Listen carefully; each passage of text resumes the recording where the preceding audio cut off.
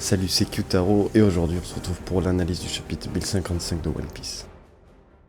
Alors ce chapitre ne commence pas comme d'habitude, on a un petit passage avec Uta qui imagine une chanson en faisant un rêve, j'imagine, où elle entend des voix durant son sommeil.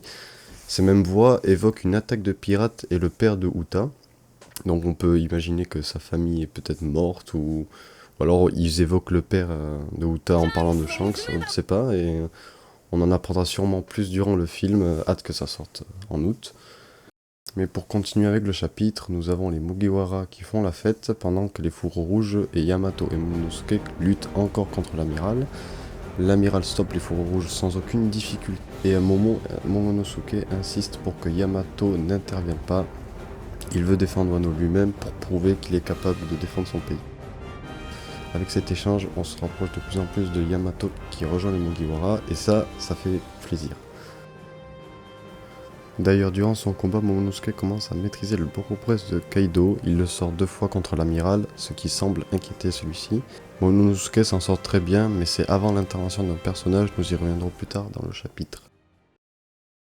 Pour revenir à Nico Robin, on voit que Law les a rejoints avec le père d'Oden et il se rapproche de plus en plus du Road Poneglyph situé sous Wano. Il descend des escaliers et il découvre une fenêtre qui montre l'ancien Wano d'il y a 800 ans plongé sous l'eau.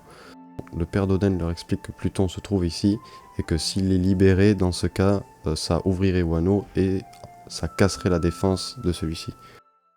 Pour revenir au combat, le combat s'arrête avec l'apparition d'un haki des rois qui semble énormément affecter l'amiral qui déclare ne plus vouloir se battre.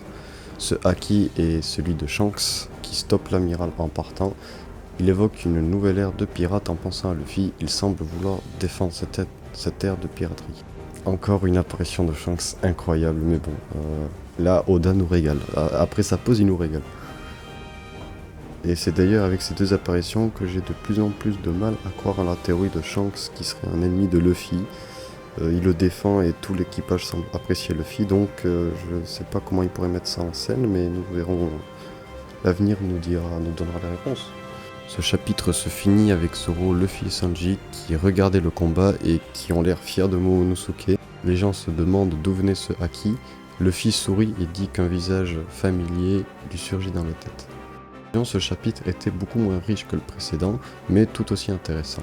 L'on voit Shanks user de son haki des rois, et ça arrive pas souvent, donc ça fait plaisir, et il a l'air de mettre en difficulté un amiral sans user de toute sa force.